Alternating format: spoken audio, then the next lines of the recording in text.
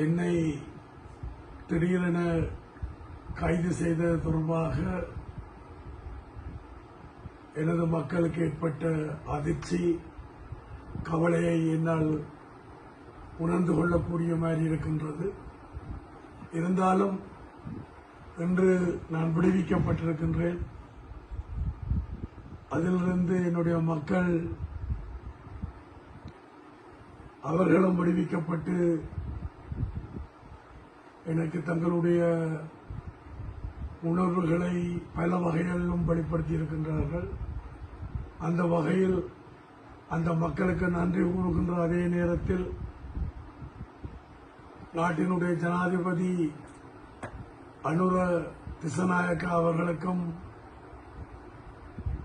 நன்றி சொல்ல விரும்புகின்றேன் பல காரணங்களுக்காக. அதேபோல என்னுடைய தரப்பு உண்மைகளை எடுத்துரைத்த சிரேஷ்ட ஜனாதிபதி சட்டத்தரணி சாலிய பீரிஸ் அவர்களுக்கும் அவரது குழுவினருக்கும் நன்றியை சொல்லுகின்ற அதே நேரத்தில் அந்த நியாயங்களை, அந்த உண்மைகளை உணர்ந்து கொன்ற கம்பஹா மாவட்ட நீதிபதி அவர்களும் அந்த உண்மையை உணர்ந்து அதை வெளிப்படுத்தும் விதமாக என்னை பிணையில் விடுவிப்பதற்காக அனுமதியை வழங்கியிருக்கின்றார்.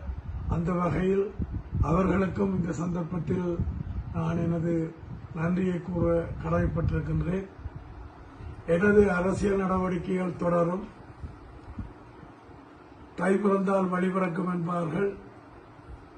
கடந்த காலத்தில் எங்களுக்கு கிடைத்த வாய்ப்புகளை பயன்படுத்தி எங்களுடைய மக்கள் எதிர்கொள்ளுகின்ற 3 வகையான பிரச்சனைகள், அரசியல் உரிமை பிரச்சனை, அபிவிருத்தி, அன்றாட பிரச்சனை, இதுகளுக்கான தீர்வுகளை, முன்மொழிவுகளை நாங்கள் முன்னெடுத்திருந்தோம். அது தொடரும். அதேபோல வர இருக்கின்ற சந்தர்ப்பங்களில் எமது மக்கள் நம்பிக்கையை இழக்காமல் தங்களுடைய உணர்வுகளை புரிந்து கொண்டவர்களை தங்களுடைய